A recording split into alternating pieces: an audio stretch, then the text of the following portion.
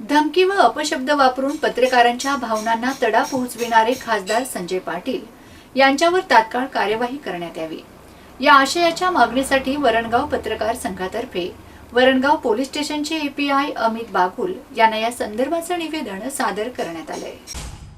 प्रस्तुत निवेदनात म्हटले आहे की पत्रकार हा लोकशाहीचा आधारस्तंभ आहे, तरीही आज पत्रकारांवर अन्याय होताना दिसून येत आहे। विशेष बाब म्हणजे काही लोकप्रतिनिधीतून पत्रकारांना अपशब्द किंवा अरोच्य भाषा केली जात आहे। त्याचाच भाग म्हणून वरणगाव पत्रकार संघाच्या माध्यमातून अपशब्द बोलणारे खासदार संजय दिना पाटील यांच्या विरोधात निषेध व्यक्त करण्यात आला। त्यांच्यावर कार्यवाही व्हावी यासाठी वरणगाव येथील पोलीस स्टेशनचे एपीआय अमित बागुल यांना या संदर्भाचे निवेदन सादर करण्यात आले। यावेळी पत्रकार संघाचे अध्यक्ष विनोद सुरवाडे, उपाध्यक्ष बाळासाहेब चव्हाण, जयराज पवार, दत्तात्रय गुरव, विजय वाघ, राजेंद्र खडसे, कोलते, मनोहर लोणे तसेच आदी पत्रकार बांधव मोठ्या संख्येने उपस्थित होते। परवाच्या दिवशी आपल्या महाराष्ट्र राज्याचे खासदार संजय दिना पाटील यांनी ज्या पत्रकारांनी प्रश्न विचारले त्यांना अरेरावीची भाषा करून, शिवीगाळ करून, जीवे ठार मारण्याची जी धमकी दिली ही लोकशाहीला घातक आहे।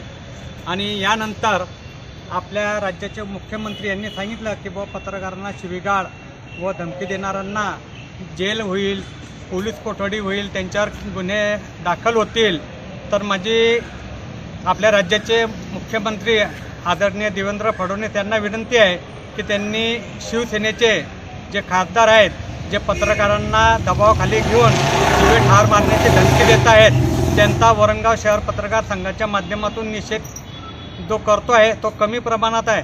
त्यांच्यावरती गुन्हा दाखल होऊन त्यांना अटक व्हायलाच पाहिजे अशी आमच्या सर्व राज्यातील पत्रकार बांधवाची मागणी आहे।